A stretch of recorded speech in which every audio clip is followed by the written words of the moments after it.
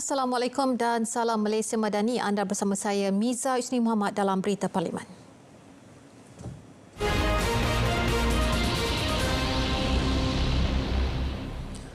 Dewan Rakyat hari ini meluluskan rang undang-undang RUU Kekebalan Bidang Kuasa Negara Asing 2023 dan ia bertujuan mengawal selia kekebalan diberikan kepada sesebuah negara asing dan hartanya ketua negara dan ketua kerajaan daripada bidang kuasa Mahkamah Malaysia.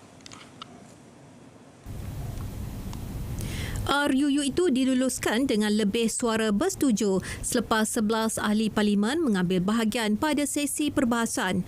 Kelulusan RUU itu diumumkan Timbalan Speaker Dewan Rakyat Datuk Ramli Mohamad Noor.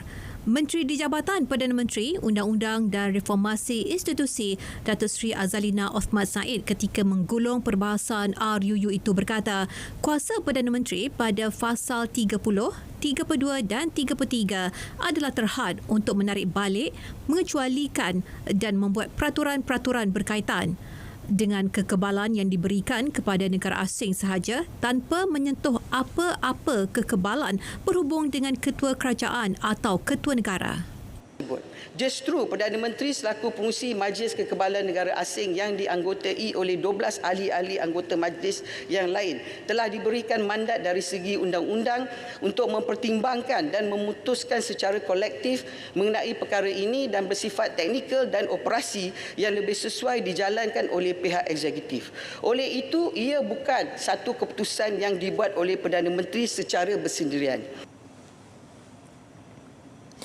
Sidang Dewan turut menyaksikan pembentangan RUU Perbekalan Tambahan Kurungan 2023-2024 peringkat jawatankuasa. Ia dibentangkan Menteri Keuangan II Datuk Seri Amir Hamzah Azizan. RUU itu memperuntukkan anggaran perbelanjaan mengurus tambahan pertama 2023 berjumlah tidak lebih daripada 23 bilion 479 juta 669,350 ringgit serta perbelanjaan pembangunan berjumlah 6 bilion 13 juta 411,390 ringgit. Kerajaan sudah membayar sejumlah 48.06 bilion ringgit daripada keseluruhan hutang One Malaysia Development Berhad 1 MDB setakat ini. Jumlah itu termasuk bayaran 3 bilion dolar Amerika atau 14.2 bilion ringgit yang dibuat pada Mac tahun lalu. Menteri Keuangan II Datuk Seri Amir Hamzah Azizan berkata, baki hutang 1MDB perlu dibayar bagi sukuk dengan nilai prinsipal adalah 5 bilion ringgit yang akan matang pada 2039. Di bawah perjanjian penyelesaian yang ditandatangani pada tahun 2020, kerajaan telah menerima bayaran daripada Goldman Sachs sebanyak 2.5 bilion Amerika dengan jaminan pengembalian aset sebanyak 1.4 bilion Amerika sehingga tahun 2025. Beliau berkata demikian ketika menggulung rang undang-undang RUU Perbekalan Tambahan Kurungan 2023 peringkat dasar di Dewan Rakyat. Sidang Dewan Negara, Tenaga Nasional Berhad TNB disaran memberikan rebat 15 hingga 20% daripada keseluruhan bil elektrik dari bulan Januari ke Mac tahun ini susulan fenomena cuaca panas yang masih melanda negara. Ahli Dewan Negara Senator Datuk Muhammad Hisamuddin Yahya berkata rebat itu dicadang hanya diberikan kepada rumah yang bernilai RM300,000 ke bawah bagi penduduk di wilayah Persekutuan Kuala Lumpur, Putrajaya dan Labuan bagi meringankan beban keuangan yang dihadapi oleh mereka. Negara dijangka mengalami cuaca yang lebih panas dan kering berbanding kebiasaan biasa berikutan ketiadaan hujan dalam tempoh yang lama. Susulan fasa akhir monsun timur laut yang dijangka berterusan sehingga penghujung bulan Mac ini. Kami di wilayah Persekutuan Kuala Lumpur, Putrajaya dan Labuan amat terkesan dengan keadaan gelombang haba ini. Kehidupan harian menjadi lebih mencabar. Secara langsung, kos penggunaan elektrik menjadi berlipat ganda berikutan penggunaan penghawa dingin dan kipas yang berpanjangan. Beliau berkata demikian ketika membahaskan usul menjunjung kasih titah diraja di Dewan Negara. Dalam pada itu, Senator Isaiah Jacob pula mencadangkan agar kerajaan mewujudkan jabatan khas bagi menjaga dan memelihara hal ehwal golongan orang kurang upaya OKU. Bila kita ada jabatan hal ehwal OKU, maka jabatan ini akan boleh menjaga dan melindungi dan memantau seperti kita ada jabatan hal ehwal orang asli. Maka kita boleh sediakan apa yang sepatutnya pihak OKU yang memerlukan dari segi akta dan juga pemantauan kemudahan-kemudahan yang terdapat yang tidak mematuhi mengikut antarabangsa yang ditetapkan. Beliau turut mencadangkan agar kerajaan menubuhkan perpustakaan khas bagi golongan istimewa ini, khasnya OKU penglihatan, pendengaran dan pentuturan.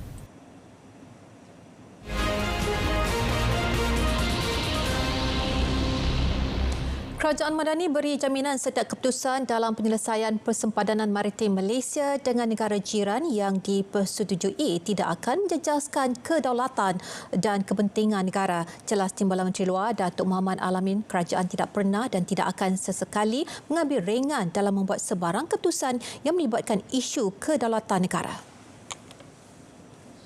Langkah pemeteraian perjanjian persempadanan maritim hanya dipersetujui setelah mengambil kira elemen penyelesaian yang dicapai secara bersama dengan sesebuah negara berdasarkan prinsip pembatasan sempadan maritim dengan justifikasi perundangan dan teknikal yang kukuh. Kerajaan juga tidak akan berganjak atau berkompromi dalam isu ini bagi menyelesaikan isu persempadanan Malaysia yang tertunggak. Bersama negara-negara lain, pihak kerajaan akan terus kekal komited dalam melaksanakan rundingan bersama dengan negara yang terlibat ini dengan tujuan untuk menghasilkan penyelesaian yang dapat diterima oleh kedua-dua pihak atau dengan izin win-win solution. Hal ini penting bagi memastikan bukan sahaja kedaulatan negara terjamin, malah hubungan diplomatik antara Malaysia dan negara-negara tersebut juga boleh kekal terpelihara. Setakat ini, 9 perjanjian persempadanan maritim telah ditandatangani bersama negara jiran. Tempoh menunggu tunai haji dijangka lebih singkat pada masa akan datang dan ini sejajar usaha Kerajaan Arab Saudi meningkatkan jumlah jemaah kepada 5 juta orang menjelang 2030 berbanding 2 juta orang pada waktu ini. Jelas Timbalan Menteri di Jabatan Perdana Menteri Hal Ehwal Agama Dr. Zulkifli Hassan, usaha Kerajaan Arab Saudi akan membolehkan masa menunggu mengerjakan haji dapat dipendekkan. Apapun usaha untuk memendekkan tempoh menunggu menunaikan haji, ia tidak boleh lari daripada keputusan pihak Kerajaan Arab Saudi meluluskan kuota haji tahunan untuk setiap negara termasuk Malaysia. Penyataan bagi menjawab soalan Ahli Parlimen Kuala Pilah, Datuk Adnan Abu Hassan. Kuota rasmi negara pada musim haji 1445 Hijrah 2024 seperti diumumkan sebelum ini adalah 31,600 orang jemaah. Permohonan kepada Kerajaan Arab Saudi untuk meningkatkan jumlah itu telah dibuat. Had laju kenderaan di lebuh kekal 110 km sejam. Jelas Menteri Pengangkutan Anthony Loke buat masa ini tiada cadangan untuk meningkatkan had laju berkenaan.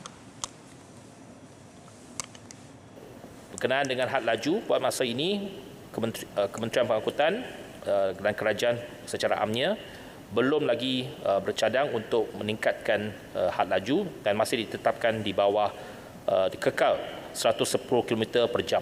Dan untuk makluman, bidang kuasa untuk menetapkan had laju ini bukannya terletak di Kementerian Pengangkutan. Ia sebenarnya adalah bidang kuasa Kementerian Kerja Raya. Terima kasih. Penyataan bagi menjawab soalan Ahli Parlimen Jerai Sabri Aziz. Usaha menstrukturkan semula sektor padi dan beras bagi memastikan bekalan beras putih negara kekal stabil. Skim baharu berhubung sektor berkenaan akan diumumkan dalam waktu terdekat. Sebab itu libat uruskan secara intensif kita sedang lakukan. Sudah kita buat dengan para petani, persatuan peladang. Semua memberi pandangan-pandangan mereka. Semuanya itu kita akan umumkan masa terdekat 2-3 hari ini satu skim baru. Tapi jangka panjangnya itu lebih daripada penstrukturan semula Han Beras dan Padi Negara, dan semua terlibat termasuk. Sementara itu, Dewan Negara diberitahu lebih 5.6 juta individu atau 25.9% penduduk telah mendaftar dan mengemaskini maklumat dalam sistem pangkalan data utama PADU. Menteri Ekonomi Rafizi Ramli berkata pelbagai usaha juga sedang dipergiat. Antaranya dengan memperluas program, promosi serta hibahan bagi memastikan tiada yang tercicir daripada menerima bantuan kerajaan. Oleh kerana kita sudah ada data sehingga ke peringkat geolokasi, kita telah boleh semak kawasan-kawasan ini dengan senarai bantuan yang telah ada sebelum ini, baik STR, baik JKM dan sebagainya. Kemudian dipetakan pula kepada pendaftaran padu dan lokasi 4,752 di seluruh negara ini adalah kawasan-kawasan yang walaupun secara profilnya dikira berpendudukan B60 ke bawah, tetapi tidak ada senarai penerima di dalam semua senarai kerajaan sekarang.